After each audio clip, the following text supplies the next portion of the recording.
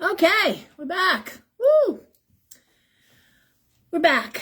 How you doing? All the way upstairs, got all cozy, comfy, got my slippers on, my boots off. Nope, back in the store. Actually, I'm gonna turn the heat on. It's a little chilly right now. Got my feet.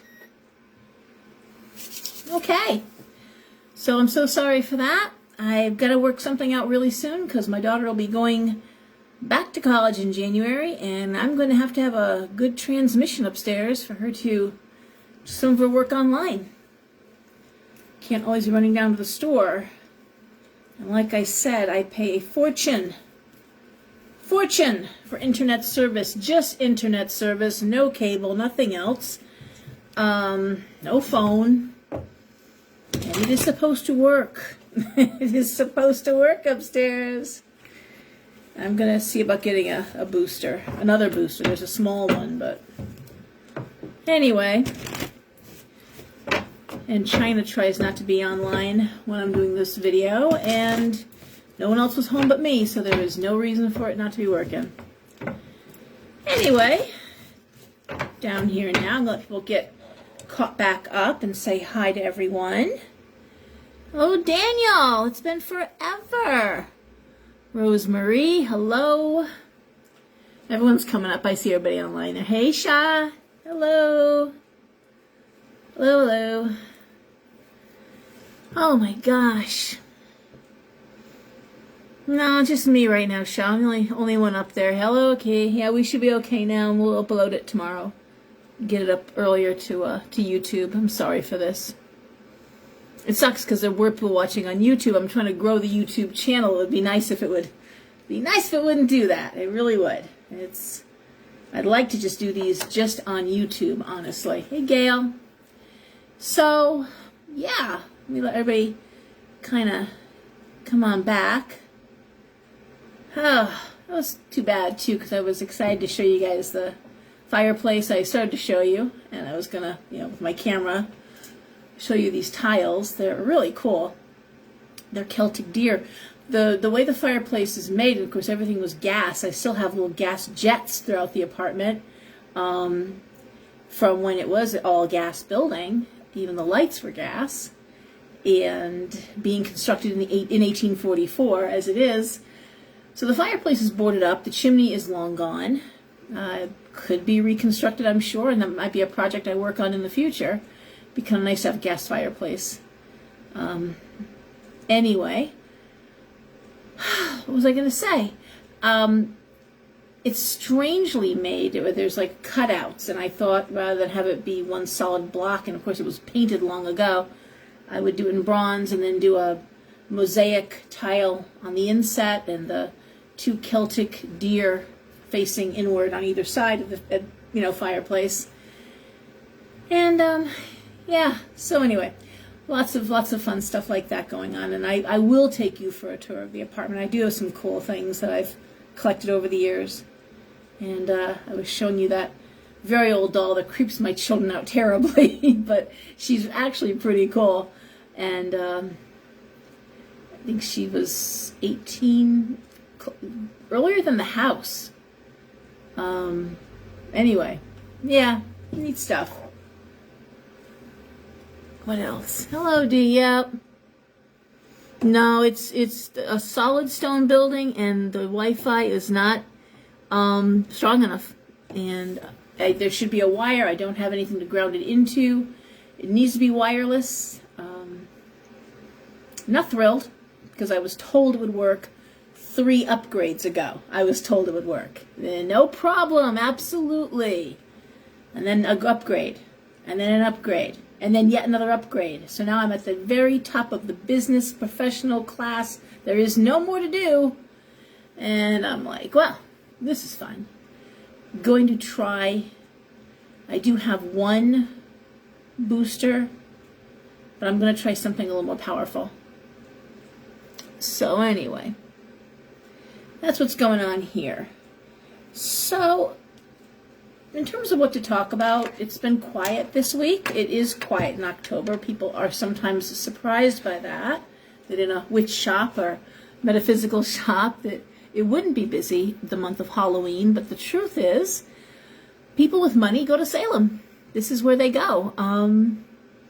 And real witches already have their stuff. We have our cauldrons. We have our, yes, they come in, of course, for salt and resins and herbs and such. But the real big shopping and the real big spending goes on in Salem for October, end of September, November.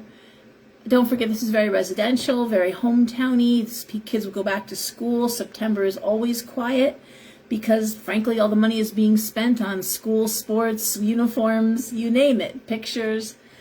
And then come November, we start to really amp up for the holiday. Yule, December, big month, gifts. January, February, huge for readings and people bringing in their holiday money and their gift certificates and what have you. And then it stays busy right through. For me, I don't have a downtime again until the summer. So that's how it runs. I have tried different things. I was telling someone earlier, I did, when I was in the Monroe shop and I had this very much bigger space downstairs, we did a Halloween party, a sew-in party. First year, listen, I don't serve alcohol. Of course, people want to drink. Young people want to drink and dance and have fun. I mean, older folks are out, with their kids, taking them trick-or-treating, whatever. And Derby's no different than Monroe. The sidewalks kind of roll up by 9 o'clock at night. And I did a movie. I did Rocky Horror Picture Show. I thought that'd be fun one year for Halloween. Didn't happen. We had a handful of people, but it wasn't what I thought. And what else did I do? I've had better luck, honestly, doing rituals. And I did a few there at the shop, in the parking lot behind the shop. There was a creek that ran. We had just enough space, and did a couple things. Did some stuff inside and outside, and that was always good. Looking forward to doing it again. COVID has really derailed a lot of plans, and hopefully that's going to be a different story come the spring.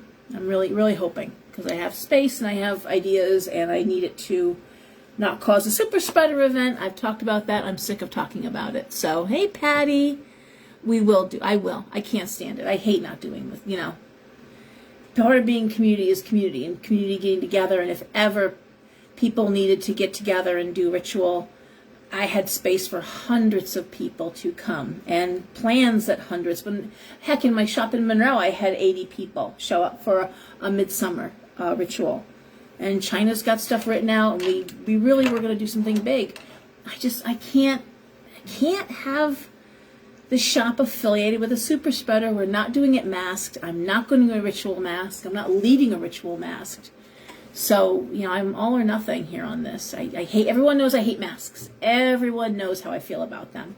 When COVID first broke and we were closed for the 2 months, when we came back, I had bought everyone face shields so that we could see faces. I don't like masks on so many levels, plus the fact that I don't really believe they work. So, I keep that to myself usually, but I'm claustrophobic. I like to see people's faces. I thought I was going deaf in the beginning because I didn't realize that we actually lip read. A lot of when we're talking, we're actually reading lips, not realizing we're doing that.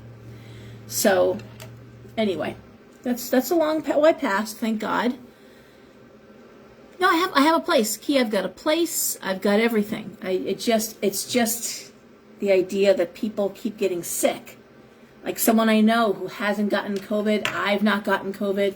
And someone thought they just got it, and it's miserable. And I just don't want.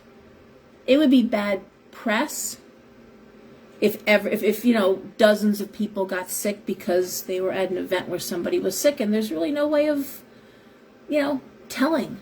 So my daughter got COVID when she went to a wedding, and the bride had everyone take COVID tests. Believe it or not, she had everyone take an at-home COVID test 2 days before the wedding. Everyone going to the wedding had to show, or had to, on good faith, and I believe they did. I know. So you had it last December, yeah. So anyways, that's that. I guess what I want to talk about today, and again, ask questions if you want to, but I thought I'd like to talk about something I posted earlier today. It was a movie clip. I think the movie was called Spirits in the House. I've never seen the movie. I will certainly be looking for it now. It's a little clip of a little girl, and introduction is my grandparents did everything they could to keep my mother's gifts under wraps, but people knew. And it opens to a scene. People are dancing, big, beautiful home, and there's a line of people waiting to get in. And there's a little girl at a table, and she's got some cards, looks like oversized tarot cards in front of her. And then someone's asking her questions.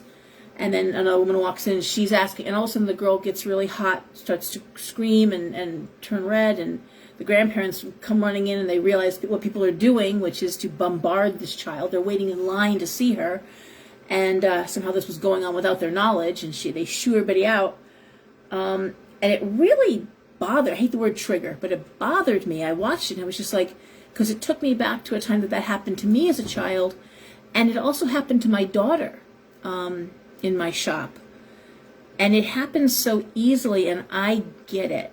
I get it. When I get it with the readings, I have a 2-month policy, even with my little $5 readings, my 10-minute readings, I always say, I don't want to see you again for 2 months.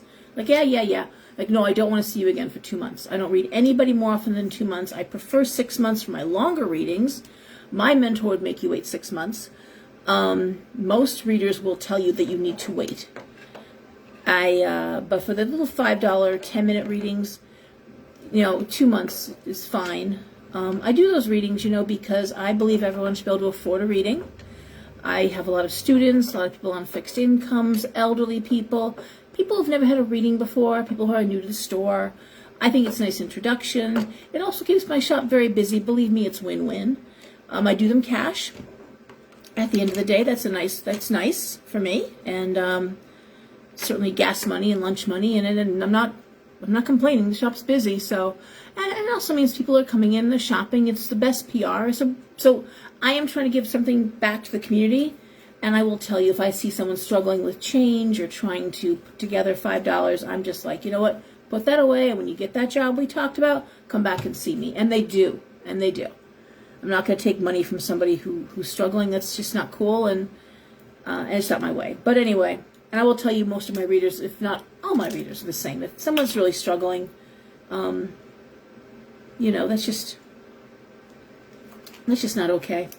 I will say, someone I know, Patty Griffin, a friend of mine who's a reader, big reader, medium, and someone had posted something kind of nasty on her wall. I just saw this, and you should be ashamed charging anything at all. You should be ashamed to charge any money, and she's actually lowered her prices.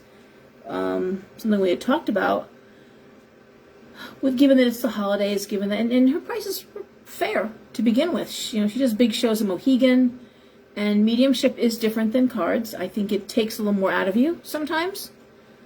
But this person had written something kind of mean. I thought that wasn't uncalled for, and she said, "Listen, people pay for people's time."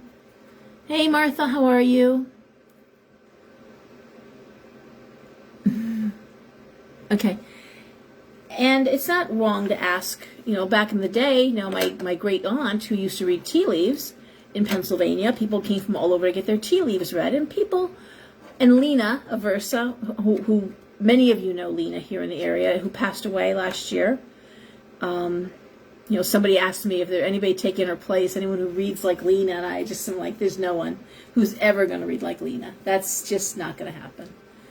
But, back in the day, you didn't bring money. You brought food.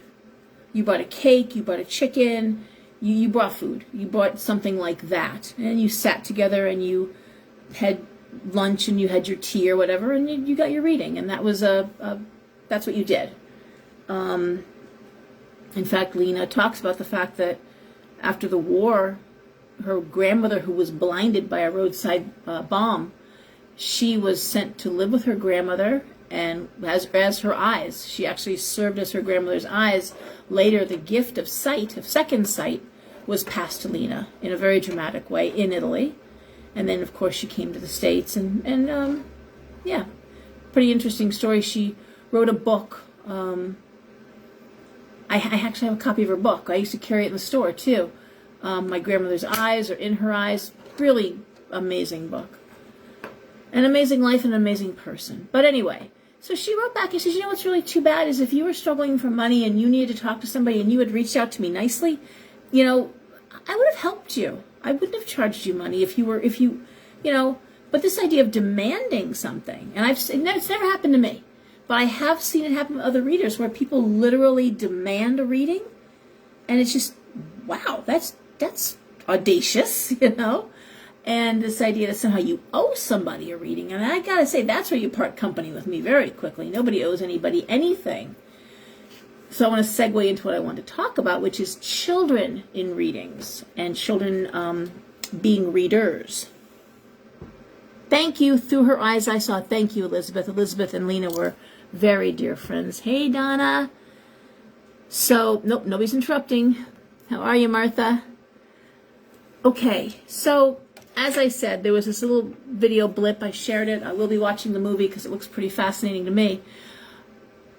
And people, it is such a rush to get a good reading. I've been there, I don't get a lot of readings myself, but when I was younger, I remember my first reading with a woman who turned out to be my mentor, Judith of Fairfield.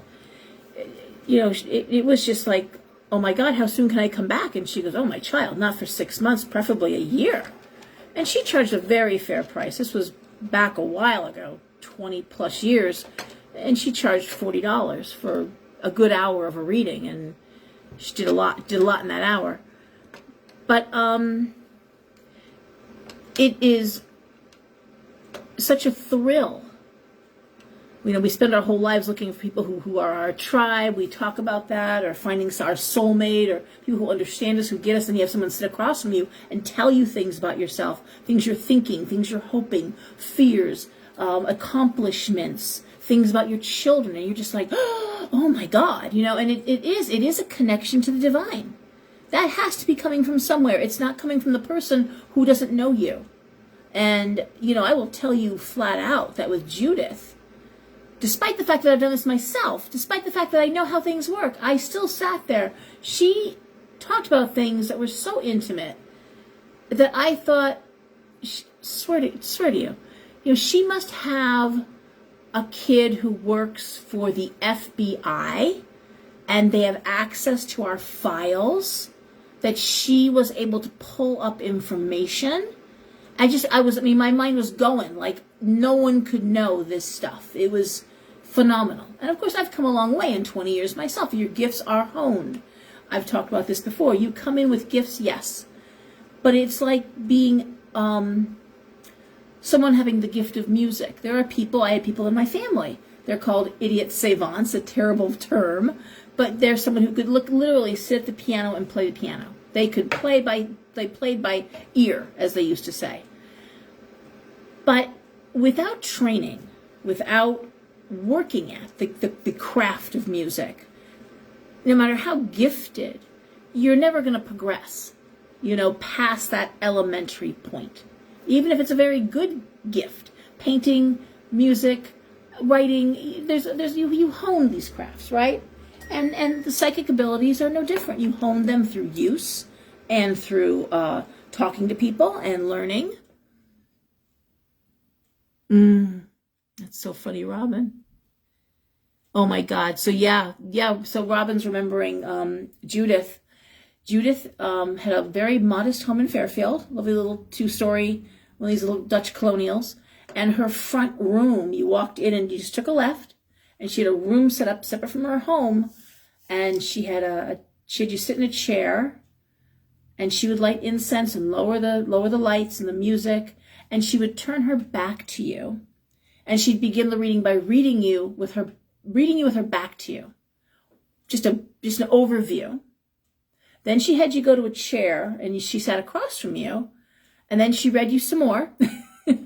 And then she had a folder with some astrology stuff that she got from your birthday, and then when you had called for your appointment, because she took her own appointments, she had a little yellow Post-it note, and she would write down numbers, animals, little messages. I've got a whole bunch of these folders that from Judith, from my years of sitting with her, and just amazing stuff. And given what's happening now in the bigger world, some scary stuff, because she talked about these times, and she talked about a lot. So anyway, that was Judith, and just amazing. As was Lena. Some people just have very, very big shoes, and they cast a very, very long shadow. long after they've left this world. And that's two women that yeah, absolutely did. So getting back to the video, little movie clip there. The little girl in the video is doing something called channel mediumship, and it is one of the rarest of the gifts. You don't hear it very often.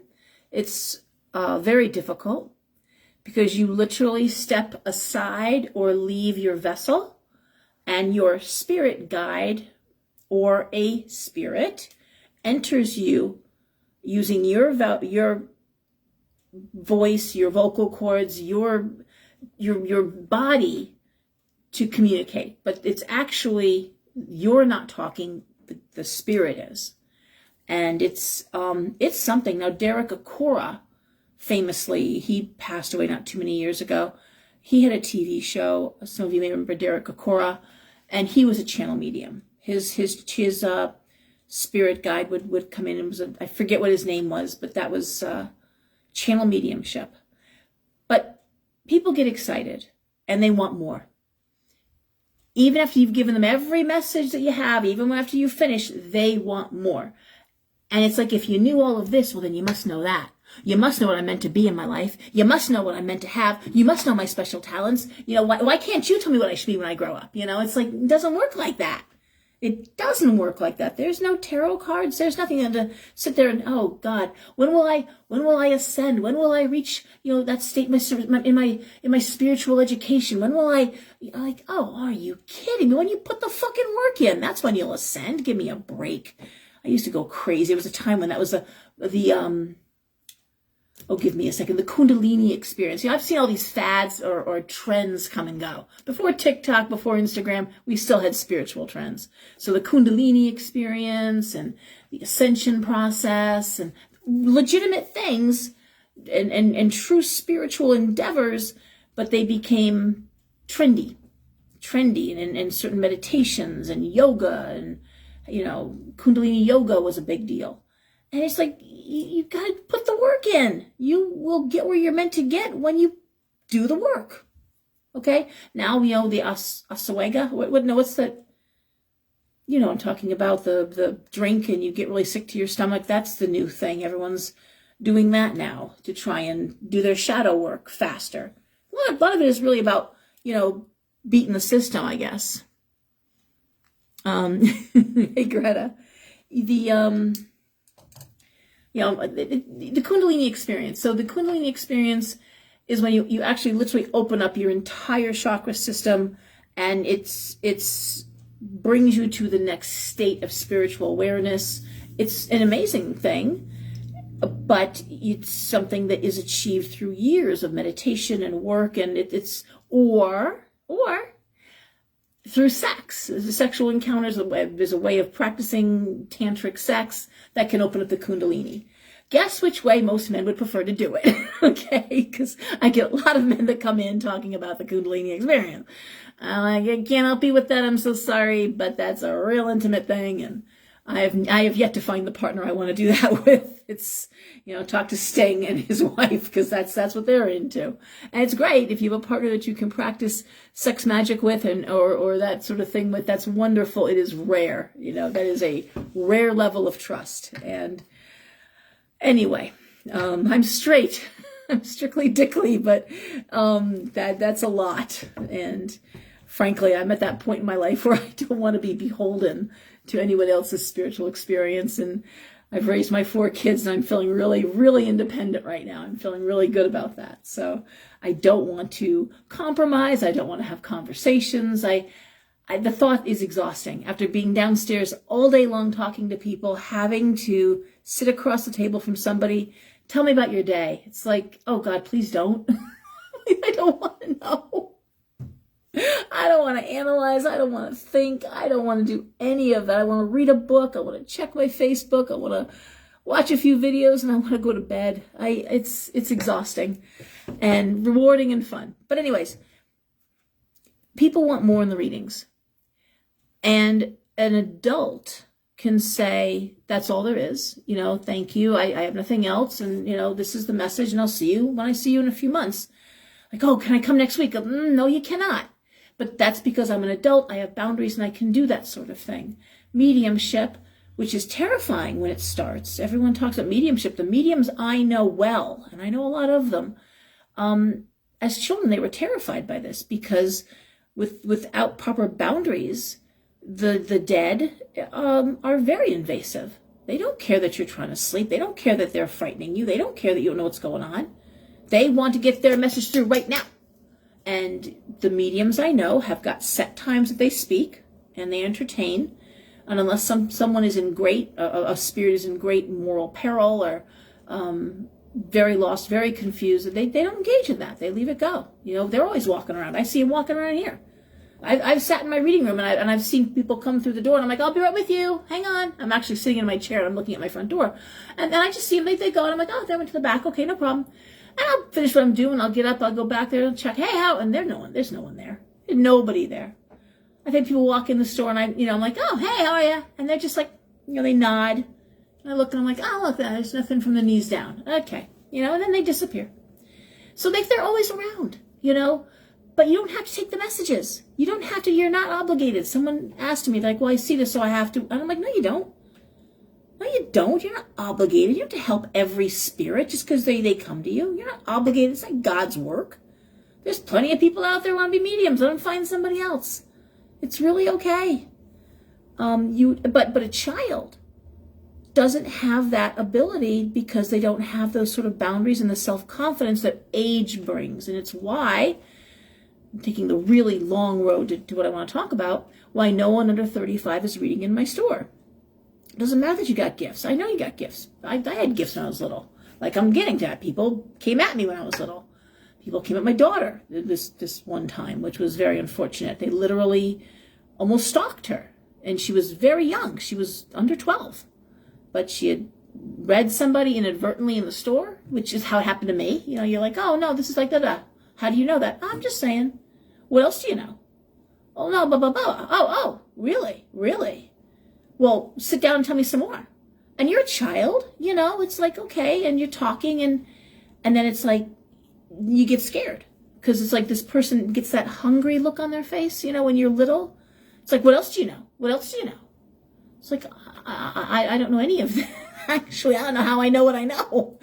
And it can be really scary for a child. And that's why I always tell parents, because I do get them to come in, and they're like, do you ever take apprentices? My daughter has gifts. I'm like, so do my kids. No, I don't. Well, who do you recommend? Nobody. Nobody should be talking to your kid. You. I recommend you. Meditate. Go out in the woods. Go to the beach. Talk about nature. Talk about the divine. Pray together. Well, but I really, no. You don't have to have the next Psychic Kid TV show or that young guy that now is not such a young guy, but that one he was young when he was doing the TV show. You know who I mean, the young guy. I don't watch those shows, so they just annoy me. Sorry, but they just do. They annoy me. The paranormal shows annoy me. I've done some investigations. The shows annoy me.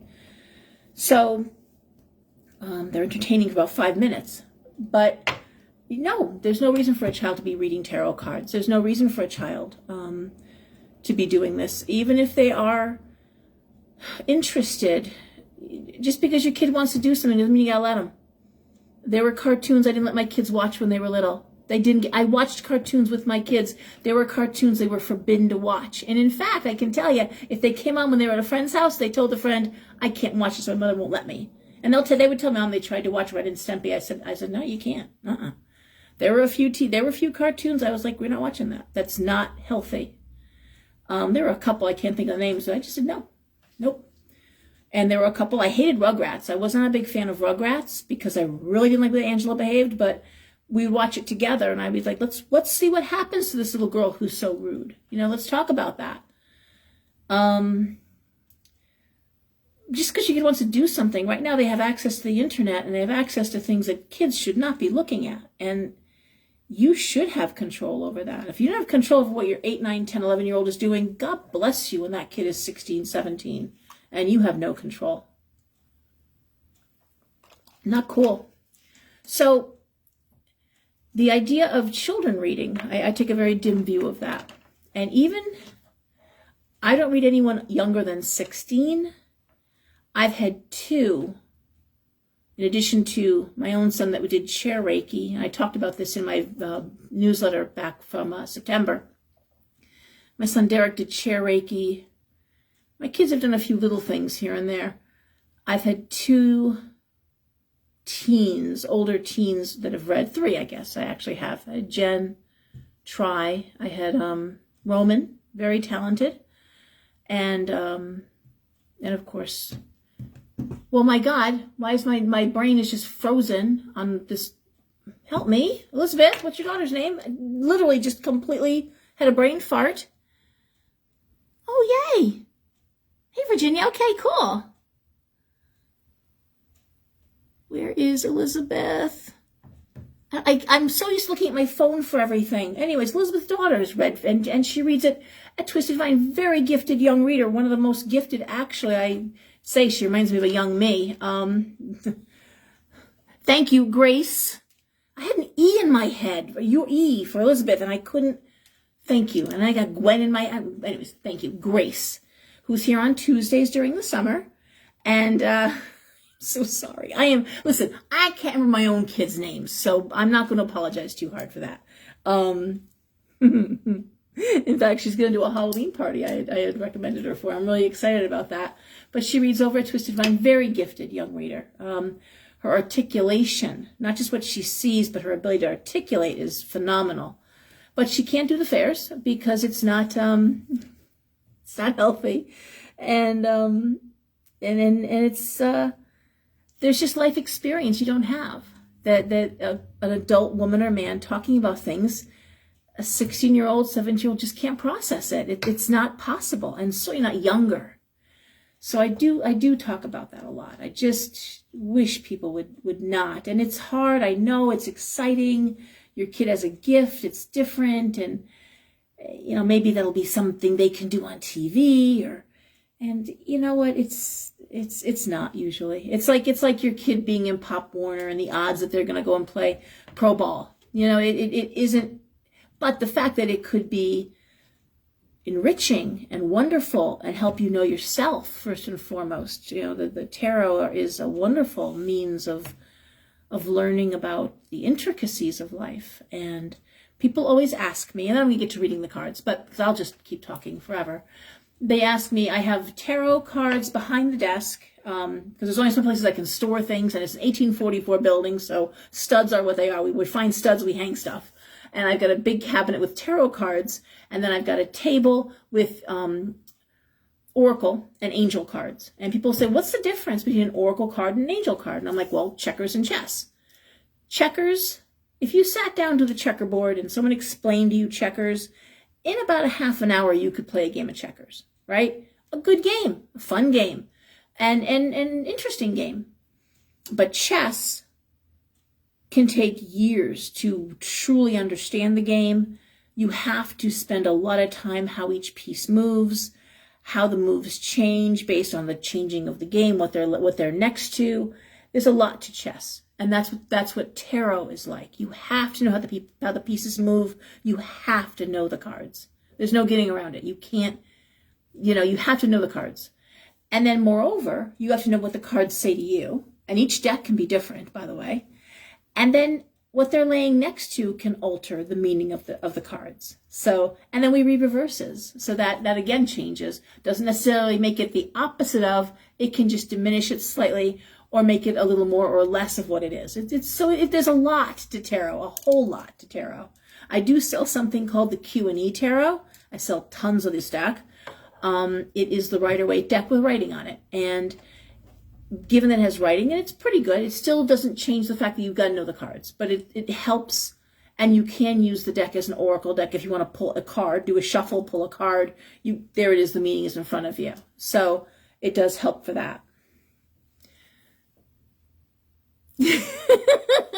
Tell Gracie that I forget my own kids' names, okay? I forget my kids' names. I call my poor Devin Kim all the time. Makes her crazy. That's her Aunt Kim. Daisy, that poor child. I call her everything but Daisy, Dipsy, Doodle, everything, and under the sun. And my son Roy, His father is a Roy, his grandfather's Roy, and his great-great-grandfather's a Roy. So he's little Roy, who's now 6'5" and towers above all of them. So he'll probably be young Roy soon. In my family, Thomas was our family name. So, little Tommy was also 6'5". My men in my family are tall. And he was young Tommy after a while, because it's just ridiculous calling someone who's 6'5" little anything. So, yeah. Miss my son, and sometimes, gifts can be sad to be right. When my son went to college, before he left, I had a talk with him about a few things. I'm not going to say everything, but we had a talk. And one thing I said was, I want you to know that they're going to ask you to do something this summer with baseball, and you're probably not going to come home. Or you're probably going to come home for a short time. And I want you to know that I'm okay with that before you even leave here. And he's like, Mom, it probably won't. I'm like, I'm only a freshman, and it's not a D1 school, so they probably won't. I'm like, doesn't matter. I'm telling you, you're going to be asked. And I want you to not feel guilty or bad. I'll be fine. I'm home with Daisy. He was very concerned I'd be by myself. And so Daisy coming home was a big deal. I'm like, well, that's very sweet of you. Thank you. But I'm good. Okay. And I want you to know that do not feel guilty, and I want you to do this. You're going to be traveling out of state. You're going to be going a distance, and I want you to know I want you to have that adventure, and I want you to do this. It's important. And so he's like, yeah. And I'm telling his father, like, nah, never going to happen. He's not D1, so it's not going to happen. He's only a freshman. And I'm like, okay, but it will. He'll be, get ready. He won't be home this summer. And I found out 2 days ago that, in fact, yes, he's been asked to be on a team, a league, and he'll be in North Carolina for 6 weeks through the summer, and that's a big chunk of the summer. So very excited, and he was happy to go. He and a few other teammates were already invited, so looking forward to that. And that's like great. I knew that was happening. Doesn't make me feel any better. My kid not being home, but really happy for him, and it's going to be a great experience, So, anyways, I was hoping it was going to be thank you, Elizabeth. I was hoping it was going to be Arizona, frankly, because his aunt and uncle live very close to the big stadiums there, and he could be living with them or staying with them. I like the idea of family keeping an eye on him. I've got friends in Boston. I've actually got them strategically placed in Boston, so they all know that I may be calling them if there was ever an emergency. My friend Valerie, I got a few friends there that are, if they need to get to him fast, if there's ever, God forbid, an emergency, and I can't get to my kid in the couple of hours it takes, I have people that are waiting to scoop him up. So, thank you. Anyway, what else can I tell you? So that's my shtick. That's my deal for tonight. Does anybody have any questions? Is there anything going on? And yes, I need to do a tarot. I did $10 tarot classes once a month on a Monday forever. Just a 2-hour class. I had handouts, a good introduction class, and it was Tarot 101. And people would say, okay, when are you going to Tarot 102? I'm like, when you learn the cards. When you learn the cards, you call me, and I will do a Tarot 102. In all my years, and I'm 16 years in business, guess how many Tarot 102s I've done? Take a guess at the number. And 2 people came, and only one knew their cards. It was one kind of cheated. So I did a one-on-one class on Tarot 102. Tarot 102 is speed reading at fairs, but you've got to know the cards. And so I've got a great curriculum for it, but I don't teach it because you have to know the cards. Anyway, what? I'm like, you learn the cards? Come call me. No one calls me. It's like, okay. It's funny.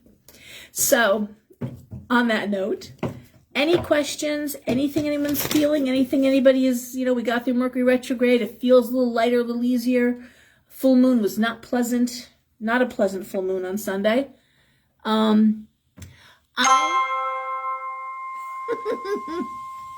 I cannot do it virtually. I've been asked so many times. I am a hands-on person, and what I do in my class is people be throwing cards. We throw cards after we talk methodology, and I usually end up throwing a few cards. I read what I'm seeing in front of me. it usually ends up being a reading for the person throwing. It's a big deal. It's why I limit it to like 8 people, and everyone winds up getting a reading. For the most part, I pull out my magnifying. I end up checking poems. I mean, it turns into an event, is what it turns into. So I cannot do that virtually, and I'm not even going to try. I was invited. I'm very, very flattered to be invited to do something with Hex, and I can't do it virtually. I have to be able to talk like this to people, and I'm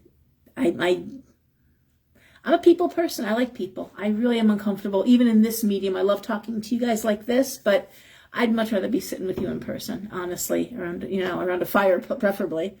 Always wished I had a house big enough or a home big enough. Hey, Karen. Oh, Dawn, I'm sorry. So, well, I will be looking forward to that. Tarot 102. So, the full moon was dreadful. I will tell you, this full moon was awful. Yesterday, which was Wednesday, had to have an 18-year-old cat. Actually, it was Daisy's cat from, actually my friend Scarlett, who lost a son at Sandy Hook. Little 6 had to get put to sleep. And that was tough. It was tough on my ex-husband. I felt really bad. And, sad. I mean, it's just the sweetest little barn cat, very tiny cat, never got big, and named her 6 because she was polydactyl. Just a kind little cat, just very little soul, some of my cats have such big personalities. Keekers owns the room. 6 was more of that quiet little, I think the barn cats often are, they were barn kittens, and 2 sisters. OC passed, years ago, but 18, long life, and she just was given out. So that happened. Roy hurt his shoulder, which wasn't great. So I had that, and tendonitis, which is, happens. It's okay. It's nothing, it's not his elbow, God forbid. And because fall ball is coming up, so there's that. And it's just a lot went on. I'm trying to think. There was some shit went on this weekend. We had those officers that were ambushed and killed. God bless them. And a lot of things. It wasn't a great weekend. It was an aggressive moon. A lot of people, a lot of breakups. I can tell you in my readings, my private readings, which were, I was down here last night till 1 a.m. Let me put it that way, okay? I was in the store till 1 a.m. yesterday.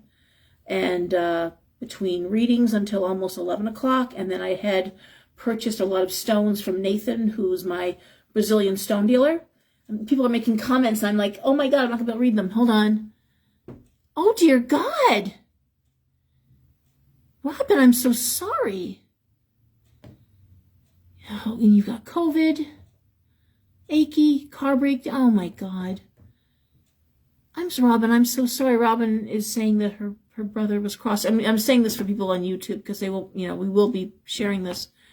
Brother was crossing the street, got killed by an SUV last Saturday. I am so sorry. That is horrible.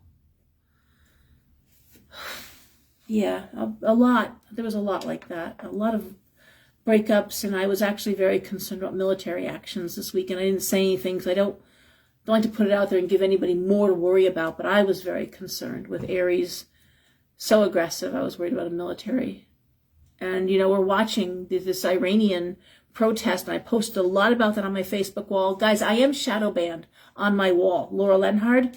So if you just hit likes, that helps, because shadow ban just means no one sees my posts. They're there. They haven't banned me, so I can post, I can comment, but they don't show my stuff, unless you're liking it, and yeah, hit the like button, and comment if you can. But I did post a lot about the Iranian protests. It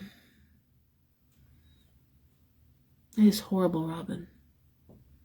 My ex-sister-in-law's husband was killed in a motorcycle accident 3 days ago. And she posted about that. That's my kid's cousins, rather. Their mother. And, yeah, it's not great. So, okay. So anyways, Elizabeth, your comment just came and went there on me, honey. He's booked solid. Andrew is booked solid. Okay, really quickly for tomorrow, I have 2 readers because Jocelyn's son got sick. Her little one. She's got a little one. And then Jocelyn's getting sick. Fevers, all that good stuff. So Teresa graciously is stepping in. So I'll have Teresa, who's got time. Andrew is booked solid. I solid. So he'll be here again next month. Let's hope. I've missed him. He's been gone a long time. He is the head of ISD at the town of Ridgefield. So all through COVID, he could not get sick. ISD, that's like the police station. That's the town hall. That's everything. So he was basically in a bubble for most of COVID. Literally pretty much living at the office and going home to change and take showers. He wasn't going anywhere. And then of course his schedule is jammed up. He's married. He just bought a house and not too much before COVID. So busy life. He was one of my regular readers for years and actually a very dear friend as well. So I'm so happy to have him back. And it's a very different reading from Andrew. He reads tarot, not a medium. He does runes too, though. He is, he likes to say he's German. He's not German. He's Swiss. But he speaks fluent German. And he, like, stop saying you're German. You're Swiss. But he has runes and he'll throw runes. And it's a very nice reading. It's a very aggressive reading. Andrew, if he sees that you're not doing something, will call you out on it. And, yeah. It's... So I see you're... Actually, he should have a German accent, because it would be very cool if he did. Like, so I see you want to be an artist, and yet you are not doing the art? And why is this? Oh, you don't have time. What a shame. What are you doing that you don't have time to do the art? Oh, you do the TikToks. That's interesting. Very big waste of your time, I see. I would do the art if I was you. I'm like, you should do that, Andrew. That'd be cool. That'd be real cool. But nobody listens to me. Don't worry about it. It's fucking cool. All right. Anyway, I'm being silly because it's late and I'm tired because I was here till 1 in the last night. But I got all the stones put away. I got all the other stuff put away. China brought down some very cool Ren Fair clothing. She has been working out at the pool twice a day for months now. And there is stuff that is very nice that she says is not gonna, she doesn't plan on going backwards. So it's here. She's also selling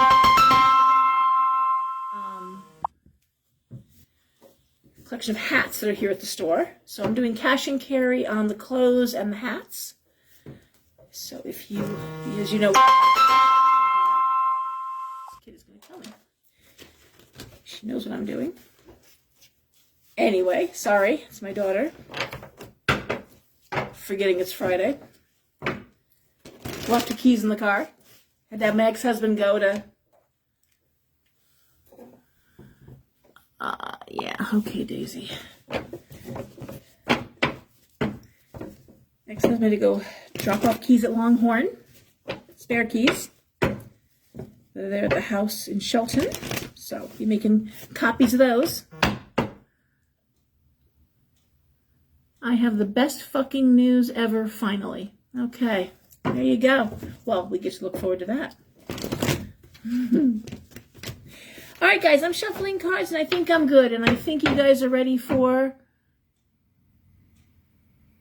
Okay. Let me give you this. Oh, no, I get, like, comments, and there's no time to reply. Okay, so, looking forward to good news. That's wonderful for Daisy. I believe I told you all, her boyfriend, who they had broken up, but we're still very dear friends, and they broke up because he had a habit, a chef in a restaurant, and coke is, as we know, prevalent in restaurants, and he OD'd, I got the phone call from her from Florida, Halloween night last year. It was 1 o'clock in the morning. She called me hysterical that They had found him on the street. It was a fentanyl. He died on the street, and it's been a rough year. So she is a year behind with college, and got her home, got things straightened out. She'll be starting school in January. I trying to talk too much, but it's affected, my home too. And luckily that is not, no one in my family needs Coke, I'll be honest with you. We're all pretty hyper people, so we do pretty good. Yeah. No, I never saw the glory of that particular drug myself, and I don't like actually any drugs. I spend too much time building walls and boundaries, and drugs and alcohol don't do anything for those. I don't want to talk to certain entities. I don't want to hear certain things. I do want peace of mind. And the minute you are drunk or out of control, high, name it, it's just, all those things that you so carefully construct just come crashing down. So no, thank you. Really not good for, oh boy. Yeah. It's a sad thing. Because, they do it, restaurant workers especially. Yeah. Well, besides the money, which I always wondered where all the money went, in terms of he never had any money. Daisy had the apartment and the car, and he paid his share. He never used my daughter. Please, I really liked Bray a lot, and if he's listening, he came to the home, she brought him home. Great guy, really nice guy. This actually really amped up after. And then a lot of things amped up. So I feel guilty even saying that about him, because really a sweet, sweet man. And we got to stay up one night till like 2 a.m. just talking and learning about him and really loving his energy. Really gentle. He's a musician too. So just bring the candle on both ends. It's real easy to, I guess, get you through a long 12, 14 hours day. He worked long hours in the kitchen. It certainly wasn't his dream. And anyway, he just bought the wrong stuff from the wrong people, and sad. Anyway, so these cards are pretty well shuffled. For anyone who's new here, and you poor people are listening to me babble on, 6-card spread, 1, 2, 3, 4, 5, 6. First card is the situation. The next 2 cards, 1, 2, are what's directly impacting the situation, and the final 3 cards are outcome cards. This is a short-term reading, weeks, not months, not years, short-term reading. Obviously, not every Leo is going through career issues. Not every Virgo is having, Virgos always have problems, but you know what I'm saying. Not everyone's having family problems. However, in readings, what I have found often happens is I'll be talking about something, and it's like, oh, what you're describing is not happening to me, but my brother is going through it. I'm like, oh, well, what were you thinking about when I was shuffling the cards? My brother. Okay, then. So it's possible that the reading for, let's say, Capricorn isn't for you. Oh, gosh, my Capricorn, Martha. But it might be someone that's close to you that you actually are very worried about, one of your kids, a family member, your best friend. There might be a message there, okay? Anyways, these are fun readings, and they are also learning readings. I will tell you the cards I'm pulling, how I interpret them, and I encourage you, because it's a 6-card spread, to get out your own cards, throw the cards the way I did, and see how you interpret them, okay? So, I can't quit shuffling cards. It's a nervous habit. All right, we are going to start this time around with, okay, someone help me.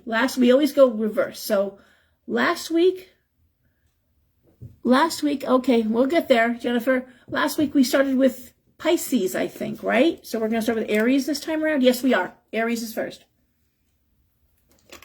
I try to make it fair so that people at the end of the zodiac don't have to wait up every time.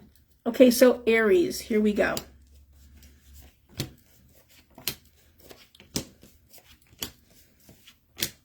Wow, for once it's not about career. Okay, interesting, because for many months now, Aries has been all about career. The first card is the 2 of Cups. The next 2 cards, the Empress reversed, Temperance reversed. And the last 3 cards, the 8 of Wands reversed, the 7 of Cups, and the 3 of Swords reversed. how do I read this? Well, the first card up is the Two of Cups. Everyone knows it's my favorite relationship card, although I hate relationship readings. But the Two of Cups is a lovely card. It's a card of friendship and love. It's a card of usually a romance that's based in friendship, being best friends with your partner, having a best friend. It's a lovely, having someone that has your back, okay? Nice card. A good feeling for anybody. The Empress reversed and Temperance reversed. Temperance reversed is just that. It's things out of balance. And the Empress reversed is usually a woman out of power. It can be, although I don't believe it is in this case, possibly, it can be a woman out of power. It can be a woman who's been sick, and it's usually the matriarch. Okay, so the grandmother, the mother. Laying next to the Seven of Cups, which is delusional thinking, it could be a woman who's having dementia or memory issues, okay? It could be that. Very often it's also a woman who was forced into early retirement. It can be a woman who, a business that isn't up and running, or they can't get it going. It's a woman out of power, and it's frustrating, okay? I'm going to say it's very frustrating.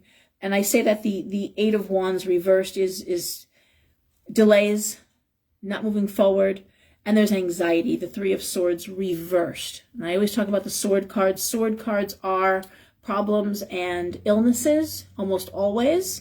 Three of Swords is a really shitty card. It's literally three swords through the heart, and it is heartbreak. But when it's reversed, with sword cards, it usually diminishes the strength of the card. And so rather than being heartbreak, the Three of Swords becomes anxiety. So it's diminished. So anxiety around not moving forward. If it's a woman who is sick, there's anxiety because she's not getting better. If it's anxiety around a business, if it's a woman whose business isn't moving, there's anxiety because it's not moving forward fast enough. What I like about this card for Aries is that you have someone who's got your back. You've got a partner, a business partner, a friendship, a romance, a husband. You have someone who has your back. You're not going through this alone. And Aries can feel alienated. They're passionate and their energy is very high. And when Aries gets anxious, they agitate. And that they agitate, they can perseverate. It's an action card. It's a fire sign. They don't do well confined. So anxiety, you get that bull in a china shop thing going on. You know, you get that confining fiery energy. It's a bad idea. And Aries is the fieriest of the fire signs. So when you sit there and tell a fire sign, you'll have to sit there and wait because it's not going to happen right now. Or your mother's got dementia. It's only going to get worse, but there's nothing we can do about it. You'll have to wait to see where it goes. What are you going to do with that? What the fuck you do with that, right? And you tell that to an Aries who wants to fix it now. That's Aries wants to do it now. So Aries frustrated. Aries, focus on the fact that you've got people that care about you. You're not in it alone. And frustrated, but you got support. All right. Taurus. Hey, Vanessa. Taurus. We have the Nine of Cups reversed. The Six of Swords. The Queen of Cups reversed.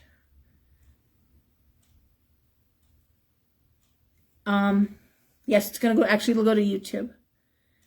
Oh, and actually it gets published. Yeah, you can watch it later. This stays on this, I'm sorry, I'm looking at the comments.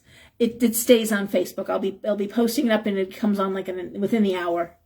And it'll be there forever. So you can watch it. A lot of people watch this on Saturday or Sundays.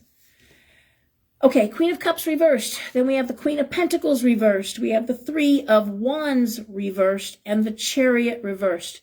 One thing I talk about with astrology, the signs that are conjunct, that is, conjunct means next to. So Taurus is next to Aries. We saw Aries frustrated by delays. We see Taurus also frustrated by delays. These cards, the Chariot reversed, the Three of Wands reversed, those are delays. So we see Taurus, the Nine of Cups reversed. That is usually someone who is sharing, and Taurus is not notorious for this, by the way.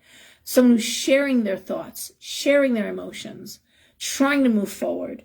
But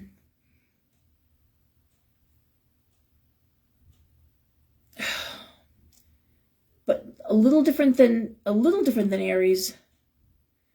This is more money. It feels like someone's on board to invest money. Someone is not forthcoming about money. It's like, okay, I've got this great plan. Taurus is like, I've got this idea. It's a good idea. And it's almost like, no, it's someone who's just afraid to make a commitment, afraid to make the investment, afraid to move forward. Very frustrating. Because Taurus, one thing Taurus usually knows is money. Taurus usually rules the second house of money and investment. So if a Taurus tells you something's a good idea, 9 times out of 10 it's a good idea. All right? I'm going to throw one more card for clarity here. The 8 of Swords, stuck in place. It would be like a married couple, and the husband's like, I think we should invest in this. I think we should look at moving here. I don't see moving here, by the way, like a physical move. It really feels more like investment. Starting a business, investing in a business. And the other person like, no, I'm afraid. I'm afraid of losing money. I'm afraid of doing it.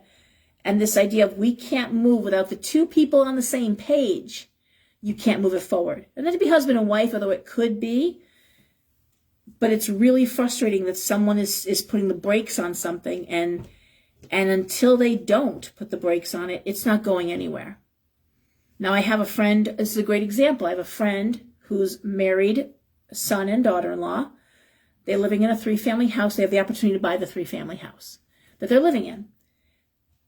And the son wants to buy it as an investment.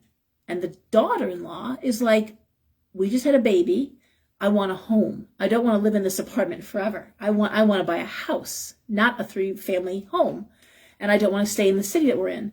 And that's the kind of catch-22 I'm seeing here. It's not that they don't want to, they want to invest in different directions.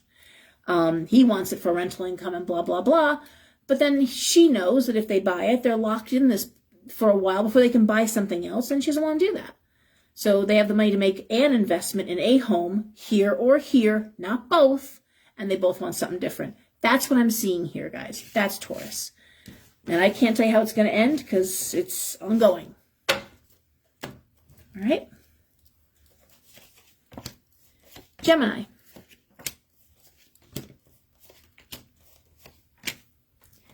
Okay, Gemini, we start off with the Magician reversed, the Ace of Cups reversed, and the Knight of Cups. The 6 of Swords reversed, the Knight of Swords reversed, and the Page of Pentacles reversed.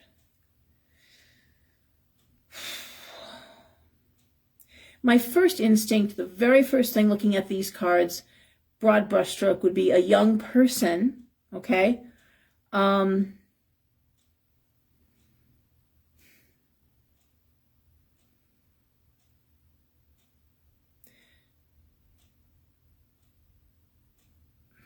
Wait, I'm just going to... 9 of Swords. Okay, thank you for giving me nothing.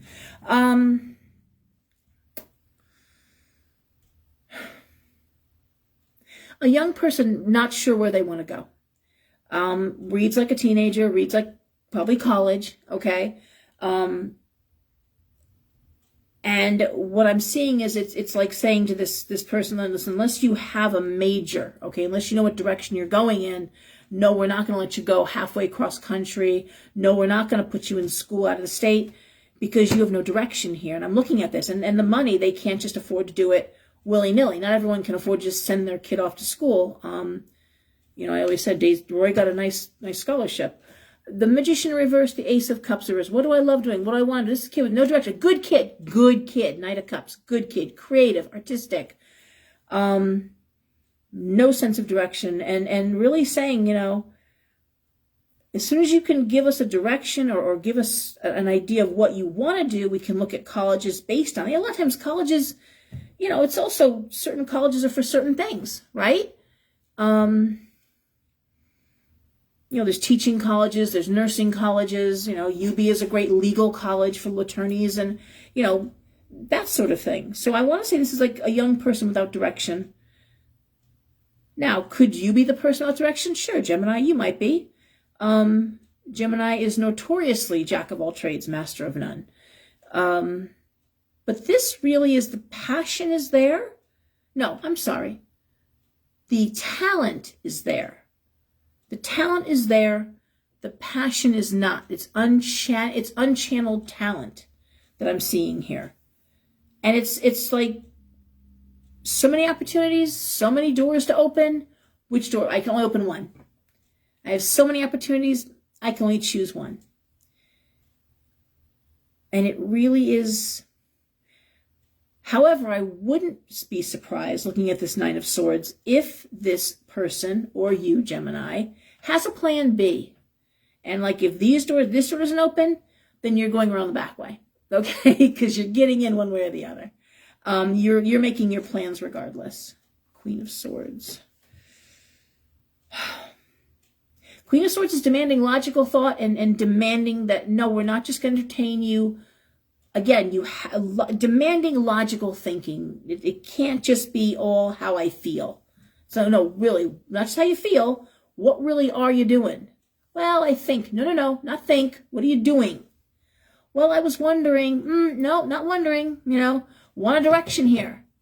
It's just clear cut, something solid, something you could actually write down on a piece of paper and do something with it. It can't just be all ideas. Wifty. And that's what I'm seeing here, okay? I'm seeing the need for Gemini, or this young person associated with Gemini, to come up with some concrete plans and ideas before they can move forward. There, sum that up nicely. I'm a big list maker, pros and cons. And before I opened my shop, I had not a mission statement, I had a vision statement of how I wanted, and I've stuck to that vision statement pretty good, okay? So that's what you need to do, is get some stuff down on paper. All right, we get Cancer now. Cancer, the Three of Pentacles. The Four of Swords reversed. The Four of Wands. The Ace of Pentacles reversed. The Knight of Pentacles. The King of Wands reversed.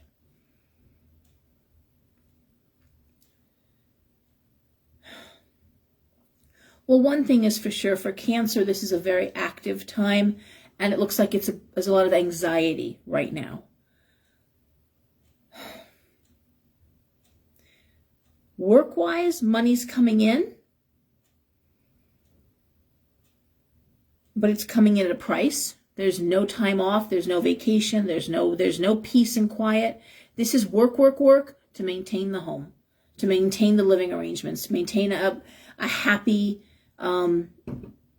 flow of money to the home. And Cancer's very hyper-focused on the future. So basically, let's say Cancer wants to buy a home. Well, Cancer is working their asses off to make that happen. Again, the idea of working purely for the money, okay? Being motivated by money. And Cancer, believe it or not, can be. Of all the water signs, Cancer is the sign most closely, because it's home. Cancer likes security. That's why I always like Cancer and Taurus together. That's a nice mix. If Cancer is in school, Cancer's in school, again, education geared to what's going to make me the most money, okay? It also could be working out of the home, but again, working awful hard, working very long hours, there's not a lot of peace, and there's not a lot of time off. But I will say, the security and the happiness is in the home. Page of Wands reverse. Yeah, it's just go, go, go. It's almost running around like a chicken with your head cut off. It really is the hamster wheel. It really is the get up, work, bed, repeat. It's hard. Okay, and I don't see an end to it right now. But unlike Gemini, where there's no direction, but the energy and the energy is there, but the passion isn't. Here I'm seeing the energy and the passion, but it's flat out you know, doing what I gotta do, paying my dues, and that's tough. The only good news is again, there's a goal to it. All right, Leo. Okay, Leo. The 8 of Pentacles, the 5 of Wands, the 10 of Wands, the Hierophant, Strength, the Hermit reversed. Okay, a little like Cancer, but different. Again, we have another work and education card. Competition. I'm going to say competition and pressure at work. Absolutely. No different than Cancer. A lot coming at Leo. However, where it's a little different, Hierophant and Strength, you're in your element, Leo. This is Leo in their element. Yep. Again, Leo's a fire sign. You want to come at Leo? Okay. Do it at your own risk, because Leo can match energies. Hierophant, you're working in your element. Strength, well, there you go. And the Hermit reversed is choosing to be alone. We've talked about this. Leo is one of those signs, along with Scorpio, especially for the women. Women born in the sign of Leo and Scorpio usually have more male friends than female friends. They usually have women who are very intensely jealous of them. They spark competition with women without trying. Women want to compete with them. Women want to take their men. Women want to... It's crazy, but I've watched with my own 2 eyes. So I know it exists. I know how it is. The way a Leo and the way a Scorpio walk into a room sets other women's teeth on edge unless they are very confident. A lot of my friends are Scorpios. I got no problem with it. I'm Leo rising myself. Doesn't bother me. But if you're insecure for some reason, that kind of security in a female bothers you. So most Leo and women tend to isolate by choice. They have a small bunch of friends. They're friendly, but they don't engage with the riffraff. They don't tend to go there. So what I'm seeing for Leo is Leo standing apart. There's competition in the workplace. There's pressure. That's okay. You've got this, Leo. And not only do you have it emotionally and educationally, but you're actually in your element, whatever you're doing, okay? But you're just standing apart. You're letting them have at it. You scrabble over the scraps, you argue, gossip, do what you're going to do. I'm over here in my office. I'm doing my job. I'm not engaging. I'm not going out at night. I'm not getting involved in any of the politics. This is Leo saying, that's okay. You do you. Okay? Leo and Capricorn have their eye on a bigger prize, and that prize is success. Leo and Capricorn, I love seeing those two together for that reason. Love Leo and Capricorn together. Okay. And we have Virgo.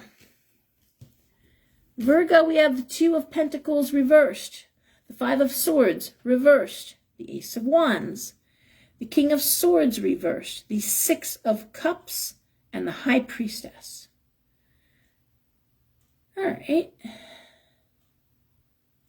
Weird cards, not going to lie. This is Virgo in good shape financially. It's okay. 2 of Pentacles means that you're paying your bills. Things are okay. The 5 of Swords is letting down your guard. Choosing to let go of certain things. Okay? Hey, Virgo. And the Ace of Wands is a wonderful card for creativity, and aces are pinnacle cards. So in terms of creativity, in terms of growth, love that card. Looking at the next best thing for Virgo. The High Priestess tells me that your intuition is good, and I love the 6 of Cups. The 6 of Cups is happy cohabitation, okay? Happy cohabitation. It is happy home life. I don't care, even if it's you and your cats, Virgo, you're happy there. It's a sense of, or you have a goal of a happy home. I mean, this is all good. You know what you're doing. The odd card out is this King of Swords reversed, which is not a card I like, because the King of Swords reversed is a bully. It's It's letting down your guard for someone who isn't trustworthy. Now, again, remember what I said about happy home, okay? It also can be, like I said, that Empress reversed can be woman out of power. The King of Swords reversed, because swords are air, air is thought. It's reversed. It could be a man who doesn't have control of their thoughts, vis-a-vis Alzheimer's, dementia, someone who's not thinking clearly. And my thinking is, you should be watching this. Okay, so if you have someone in your life who's forgetting, you catch them stumbling over their words, they're not, this bears watching. This might, and dementia is one of those things. There are drugs that can help it. Now, this doesn't mean every Virgo's got a father or a grandfather they got to worry about. I'm just saying, though, there's drugs that you got to catch early. And too many people ignore the early signs of dementia when the drugs, the pills that they have, they can actually hold it at bay, but you got to take them soon. And too many people make excuses. They don't want to scare the, scary thought, because it doesn't end happy. But there are things that you can take now that just as long as you get to them early, it can stave off that awful blank memory. So there's that, the idea of be on your guard, don't be ignoring this. High Priestess tells me that you already have suspicions. Now, if there's a brother, if there's somebody that you suspect is trying to impact your happy home, do not let your guard down, okay? This is bullying energy. This is, the King of Swords reversed is a bully, is somebody who, my way or no way. And this is not a gentle natured. This is, you don't miss this. This is narcissistic behavior, okay? So if you've got someone who, and I gotta tell you one more quick thing too. In my readings over the past 3 weeks, an unprecedented number of readings involved brother and sister, it's sister-in-law, and that has absolutely divided the family, where they just can't be in the same room. And there's always a mother. It's always the mother, the grandmother. I'm old. I'm going to die soon. All I want is to see you two make up. I want a nice family dinner. And the people that I'm in readings with, like, I'm never doing it. I will never do it. What that brother of mine did, what my sister-in-law did, no. And the stories I'm hearing would curl your hair. So when I say this, if you're wondering, oh, I wonder if she means, no, you don't have to wonder, okay? This is a really nasty person who would try to ruin your happy home, your idyllic life. And you need to not let your guard down, okay? And the people I'm talking to, the readings I've had, and I can't tell you how many, there have been a lot, and it's in the cards. And it's similar to this, only usually it's the guard is up. It's like, no, my guard's up, believe me. I know exactly what that snake is capable of. I'm two brothers, close, married, another daughter-in-law, sister-in-law comes in and just ruins the family. One person, one bad apple can destroy a family, rip it right apart. So I've seen this a number of times, and it's really, that's what I'm seeing, okay? So Virgo, be on guard. Do not let your guard down. If it quacks like a duck and it's got webbed feet like a duck and it wants to be in the water like a duck, it's probably a duck. Leopards don't change their spots. Just remember that. Don't let anybody in who's going to ruin your sanctity of your home, okay? And if they've done it in the past, they don't deserve a second chance. Don't give second chances, okay? So, Libra, the Lovers, the Nine of Swords, the Ten of Cups reversed, the Page of Cups, the King of Pentacles, and the Four of Pentacles reversed. Well, not that different than Virgo in some respects. I'm looking at the Lovers. I love that card. Of course, it means exactly what you think it means. I'm looking down at the cards for the outcome. Page of Cups, King of Pentacles, the Four of Pentacles reversed. That's money being shared. It's love. But these two cards, these cards that are impacting the Lovers, the Nine of Swords, that's mourning. Okay, that's worry. That's deep worry. It can also be miscarriage. And the Ten of Cups reversed. So the first thought I had with this reading, looking at it, is it could be a married couple and they've had a miscarriage. And it's just, they're very unhappy about that. People love each other. I do see a baby on the way. If that's true of you, Libra, if you did experience a miscarriage, because that Nine of Swords can be a miscarriage card. It certainly is a card of mourning and death. It's also affiliated with miscarriage, and it's impacting obviously the happiness of the home. I do see a baby coming. I do. So there's that. What else could it be? It's not financial. It's emotional. Libra, you could be getting over a betrayal. Happens. Something could have happened.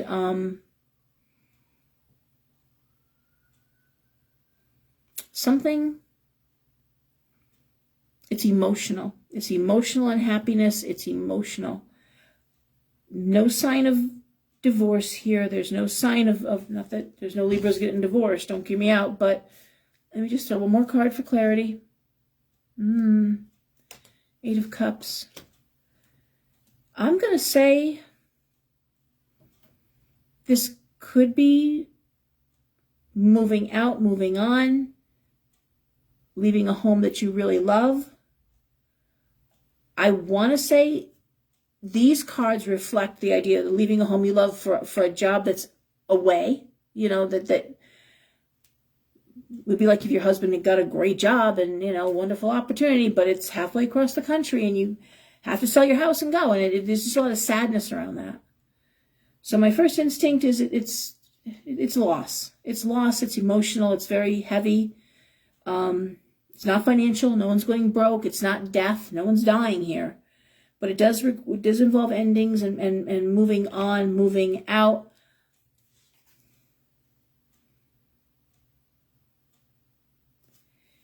There's one other thing it could be, Libra, and I don't like the fact that this isn't a real happy reading. It could be you have a child who is saying, I want to live with dad, not you. Or it could be a child who's choosing to, because I'm looking at this Page of Cups next to the King of Pentacles, and it could be a kid saying, I'm going to stay with dad. Okay, Libra, there is that possibility here. And it would be because the father couldn't provide. That's what it's about. Again, it would be sad and heartbreaking and hard. But that's the three ways I read these cards. Okay? Again, even if it's that, no one's dying. It'll be okay. All right?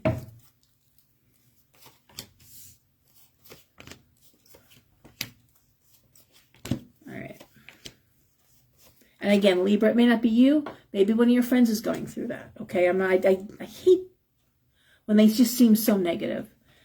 As I look at Scorpios that suck here, as I glance at them, but it could be someone who's going through that, and you can tell them, it'll be okay if they go live with their dad. They'll come back. They're not leaving forever. It happens. Okay. What I don't see, I'm just going to go back, I got to validate this and justify it. There's no court order here. It's not about a legal process. It'd be the kid choosing to do something. All right. Scorpio. The Wheel reversed. The Three of Cups reversed. The Seven of Pentacles. The Five of Cups. Death reversed. And the Ten of Swords. Jesus Christ.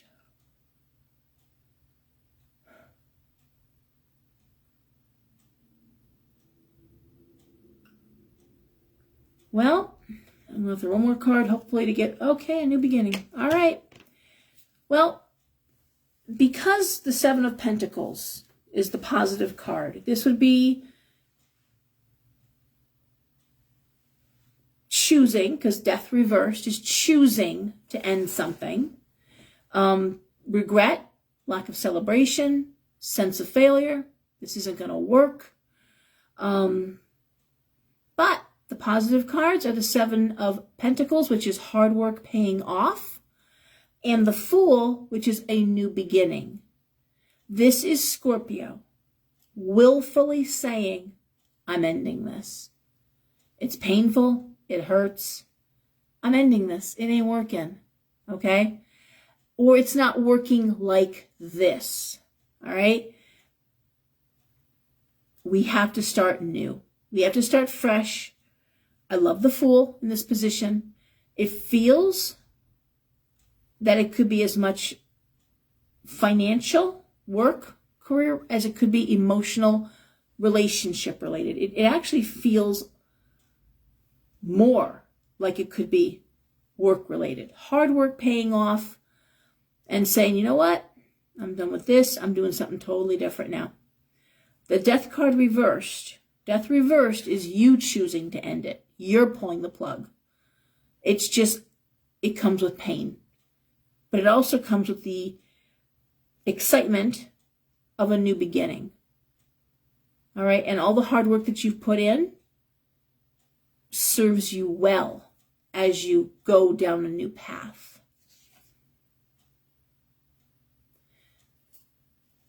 Two of Wands reversed. It really is saying, I don't need to, it could be starting your own business. Okay? I'm not gonna lie, it could be leaving a partner. It could be. But wands go either way, because it's partnership and it's support, and there's no support.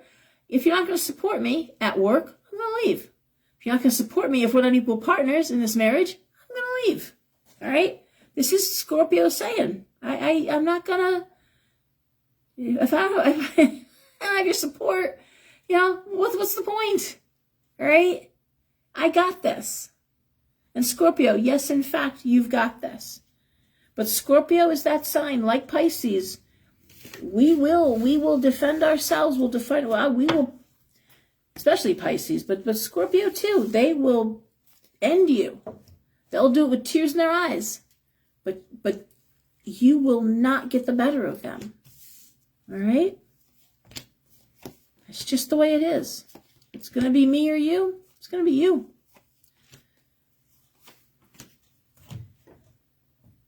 But Scorpio, again, you're making the choices. You're in the driver's seat. You're making the call. All right? And you're making it based on, I have what I need to move forward. All right? All right. Sagittarius. We're getting there. No one is really commenting anyone except April's letting me know she's a Scorpio. And I see a Virgo. All right. Vanessa with Aries. Okay. We're at Sag. I'm getting tired, so you guys must be exhausted too. Sagittarius, we start with Judgment. The Seven of Swords reversed, the Page of Swords reversed, the Ace of Swords reversed, the Sun reversed, Justice reversed. Wow. Wow, wow, wow.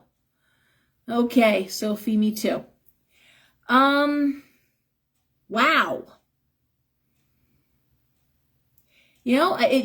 If you, interesting. Okay. Well, Sagittarius, this is what it's like. I don't even say this. This would be like, God, you know what this is like? This is the image in my head. This is like the Sandy Hook trial that just took place. And it's like all this awful stuff that went on. Because someone, and I remember those awful things that were said. That it was a hoax. And I'm not even going to repeat it because it's so horrible. Okay? Horrible. So we see all these awful cards, not moving forward, not talking, Ace of Swords reversed, Justice reversed, a miscarriage of justice, the Sun reversed, failure. But what shines, what covers, what's Judgment? It's like saying, yeah, you did all these terrible things, now guess what? You're going to pay. And this is Sag sitting on the sidelines going, yeah, you're going to pay. You know, I didn't do anything wrong. I was minding my own business. I have to give the parents of Sandy Hook, first of all, they have my heart. eternally. And like I said, my little cat, it's ironic I'm looking at this because my little cat 6 came from my friend Scarlett Lewis's barn. So, yeah, it's unreal that after all these years now, we're seeing justice served. And this is just like being said, now you're going to pay back $1 billion for this shit you did. And the parents of Sandy Hook, they made a pact. They kept their mouths shut. They did not engage. They did not do interviews. They did not talk about this. They did not give it energy. Okay? And the day of judgment came, and they've lost everything. Frankly, there's $1 trillion wouldn't be enough, okay, for what they lost, for what they went through. But judgment has been served. And that's what I'm seeing for Sagittarius. I'm seeing, you thought you had me. You thought I was down. You did this, whatever you did, you slandered, whatever unfair thing happened. Maybe you were in an accident and you were left and you lost everything. Maybe I don't know what could have happened, Sag. Don't forget my own daughter's a Sag. But this is, it's not even retribution. It's not. This is, and I keep saying this to people, and I'm telling all of you now, all the chickens are coming home to roost. I've got a few people that I read that I've been saying like, oh, but they get away with it. They keep getting away with it. Day of reckoning is coming, honey. I'm telling you right now, all these people who think they're getting away, the Kardashians with that in your face, flying their private jets 15 minutes rather than drive their car 45, or, oh, I bought a condo and I forgot I bought a condo to wrap Christmas presents, silly me. Yeah, let them eat cake, right? Oh, yeah. Public opinion, Kim Kardashian just got booted at the Dallas game. Public opinion's turning. Public opinion made you all those millions of dollars. Public opinion's turning. People, let them eat cake. Remember your French Revolution. Study it again if you forgot. And don't forget that French Revolution was inspired by our American Revolution. We inspired that. We are an inspirational country. It has lost their way through poor leadership, but we are still inspirational.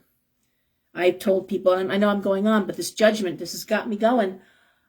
I had 3 people over the past 2 weeks, Portuguese woman, a Polish woman, and a Russian woman just a few days ago. All 3 had been, I'm like, oh, what are you doing? There's something contractual, something legal. Yes, I'm taking my test for citizenship. I'm so afraid I'm not going to pass. I'm so afraid. I'm like, no, you're going to pass. I know you're going to pass. Call me the day you take that test. I'm waiting for your call. And they all did, and they all passed, and they're crying like, Laura, oh my God, I passed. I'm like, I'm so happy you're an American now. And they're like, yes, my whole life I have wanted to be an American. I love my country, but I have always wanted to be an American. And they're so happy. And that you got to be happy because someone from another country is so overjoyed to be in your country that you love with all your heart. I am an American, love my country, that I got to hear someone from another country overjoyed while I listen to some asshole who was born here, who's benefited from this country, ragging on it, dragging it down. No, why don't you leave? I'm sure there's a place for you someplace else. You can go. These are people who came here who know the opportunity that's available. I talk about Dawa Sherpa. He's my Nepalese Buddhist dealer. Came from Nepal, poor. 2 jobs, brought his wife and kids. His 4 kids, one's in the military, one is a neuro-something pediatrician, okay, in school. The other 2 kids are in high school honor students, okay? They came from poor Nepal.